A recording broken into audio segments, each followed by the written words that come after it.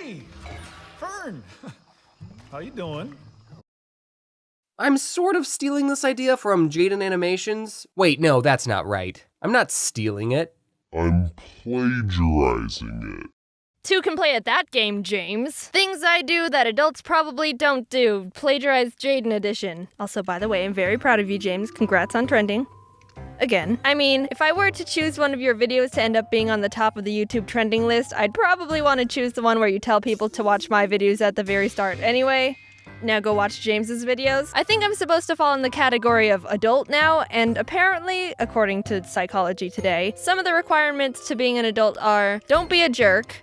Okay, check. I think I have that one down. If there's a situation where I can either be a jerk or not be a jerk, I'll probably choose not being a jerk. That one's not too hard. Check your ego. Check, it wasn't high to begin with. Call people back. People don't call me.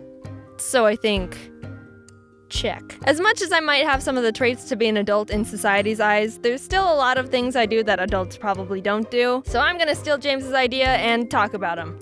James just told me he kinda hates that video because it's old, so go and watch it and tell him, yeah, it's pretty old. I do this weird thing I like to call the perfect bite, trademarked. Basically, when I'm eating, I can't just be a normal person. That's the gist of it. What I do is, after I sit down with a meal, I'll analyze it before I actually start eating. I'll look for a potato chip that's the best size, a vegetable that has the right amount of seasoning, an area on a sandwich where the ingredients are at perfect ratio with each other. I'll find where the best bite would be,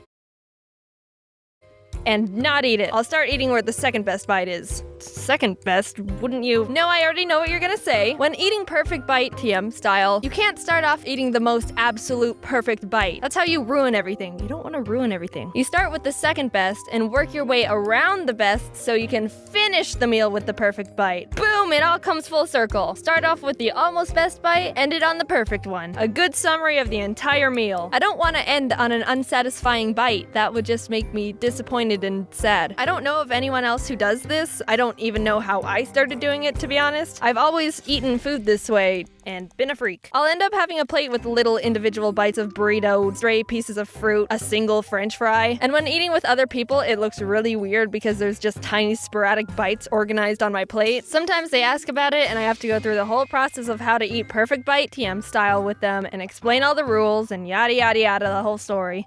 And they judge me. But you know what? Don't knock it till you try it, okay? The perfect bite TM is a powerfully underrated technique. You don't even know.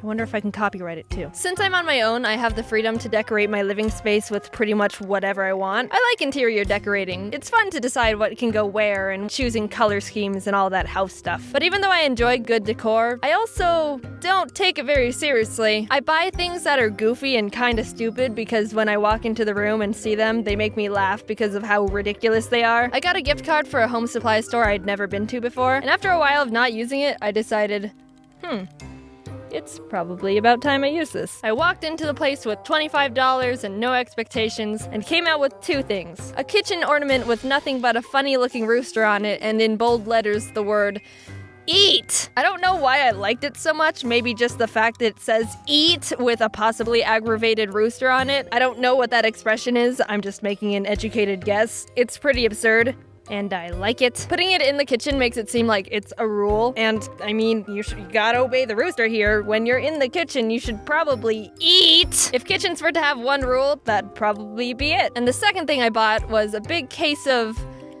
plastic mini dinosaurs. I saw them and was like, yep, these belong in my house. Here's pictures of them. One time, my friend came over, walked into my office, and went, "What's this? A dinosaur?" And then he smacked the mini dinosaur off the desk and slammed down a bigger one he bought in place of it. That was a fun time. I also bought this stuffed toucan, and he makes me very happy. I was in Target looking for a lamp and saw him down the aisle, and I physically stopped. My instinctual reaction was just, oh my god, I didn't realize how much I needed this toucan right now. Get in my life. So whenever I walk into my room and see him, I get happy. I don't think adults are supposed to buy plastic dinosaurs, slightly aggravated roosters, or dopey-looking toucans as interior decorations, though. I start getting really stressed and anxious when a conversation with someone ends and no one has anything else to say, because there's a possibility where there'll be a few seconds of silence and staring at each other like, so the conversation has ended. Yep, we're done here. Until someone eventually goes, well, I'll see you later then.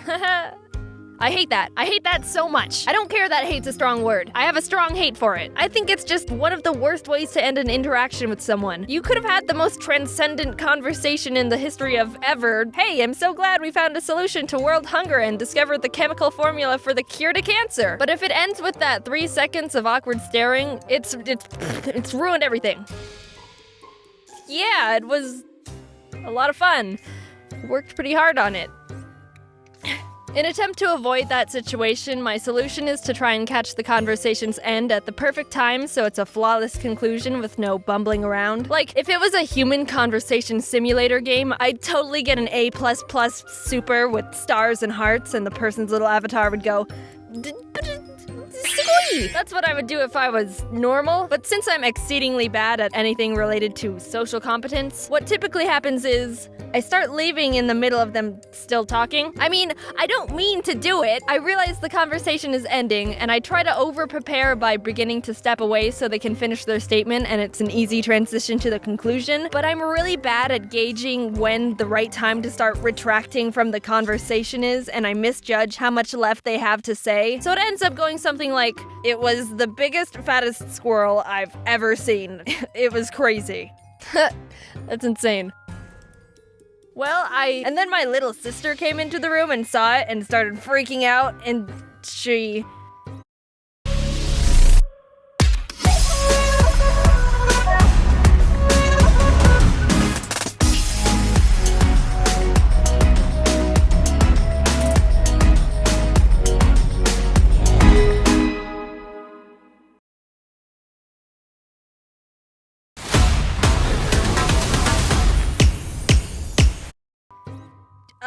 yeah, she thought it was a mutated monster squirrel, and, yeah. Oh, that's funny. Yeah, I wish I could have seen it. Yeah, it was crazy. Yeah, so I'll talk to you later. Yeah, okay, bye. Why does it seem like someone's either really good or really bad at social interaction? It's either, oh my god, this is me, / relatable, / I don't know. Or it's simple.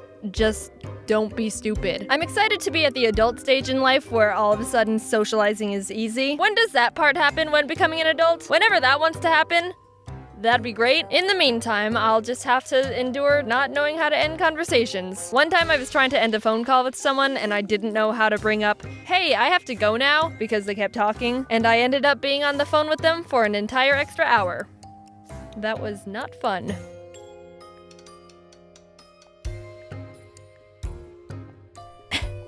Anyway, so I don't know if you could tell, but this video I actually tried something different. Ever since I started making videos, I've always